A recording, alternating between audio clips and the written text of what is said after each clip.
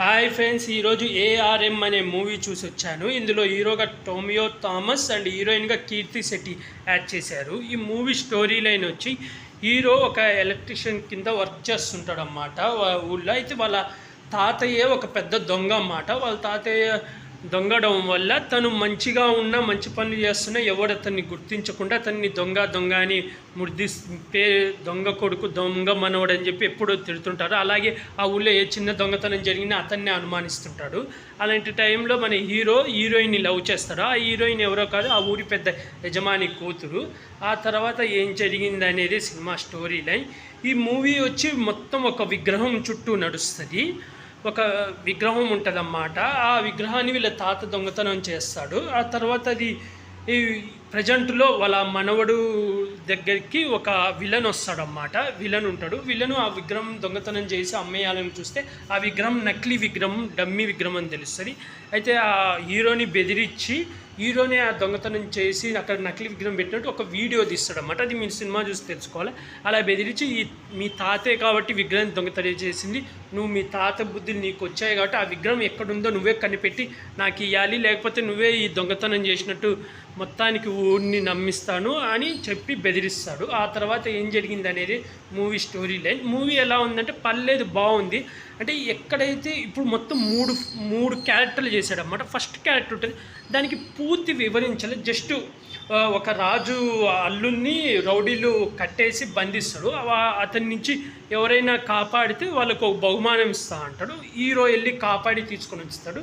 అప్పుడు నీకేం కావాలన్నప్పుడు నాకు ఆ విగ్రహం కావాలి, ఆ విగ్రహం మా ఊరికి తీసుకుపోతా అంటే ఆ విగ్రహం ఇస్తాడు. అంతే, అక్కడితో ఆ క్యారెక్టర్ అయిపోతుంది. నెక్స్ట్ క్యారెక్టర్ వచ్చి అదే ఈ తాత క్యారెక్టరు. మన హీరో మనవడు కదా, అతను తాత క్యారెక్టర్. అతను దొంగ అన్నమాట. వాళ్ళ భార్యను అవమానించారు, గుడికి వెళ్తే రానియరన్నమాట. నువ్వు దొంగ భార్య అని బయటికి అవమానించారని ఆ విగ్రహాన్ని భార్య దగ్గరికి తీసుకురావాలని దొంగతనం చేస్తాడు. అది బాగుంది. కానీ ఆ విగ్రహానికి పవర్స్ ఉంటాయి, అసలు ఏంది అది పూర్తి డీటెయిల్స్ చెప్పలేదు. అలాగే ఫస్ట్ క్యారెక్టర్ ఉంటుంది, అతనికి కూడా కొన్ని విద్యలు అవన్నీ వచ్చు, అవన్నీ ఎలా నేర్చుకున్నాడు అనేది చూపించాడు. అలాగే కొన్ని మైనస్ అంటే ఇప్పుడు హీరో చుట్టూ లవ్ స్టోరీ చుట్టూ తిరుగుతుంది. ఆ విగ్రహం గురించి ఎవరు ఆలోచించరు. అంటే జస్ట్ ఒక పండగకు మాత్రమే గుడి తలుపులు తెరుస్తారు అంతే. ఆ తర్వాత ఇంకంతా గుడి తాళాలు వేస్తారు. ఎందుకు అలా చేస్తున్నారు అనేది వివరంగా చెప్పరు. యాక్టింగ్ పర్పస్ కింద హీరో యాక్టింగ్ అయితే చాలా బాగుంది. 3 క్యారెక్టర్లు చాలా బాగా యాడ్ చేశారు. డైరెక్షన్ కూడా చాలా బాగుంది.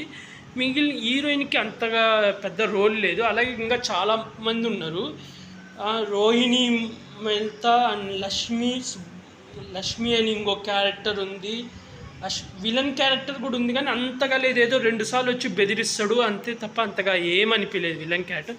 లాస్ట్లో ముగింపు కూడా చాలా ఫాస్ట్గా ఇచ్చేస్తాడు అన్నమాట. అంటే ఎమ్మటే విగ్రహం దొరుకుతుంది.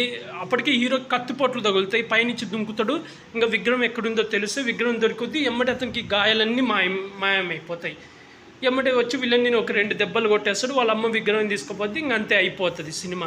అంటే కొంచెం పే ఆఫ్ అనేది కరెక్ట్గా ఇలా. మళ్ళీ అలాగే స్టార్టింగ్లో ఒక పర్సన్ వాయిస్ ఓవర్ ఇస్తాడు. అతను ఎందుకు వాయిస్ ఓవర్ ఇచ్చాడు, అతను చెప్పింది ఏంది, దీనికి స్టోరీకి ఏం లింకప్ ఉండదు.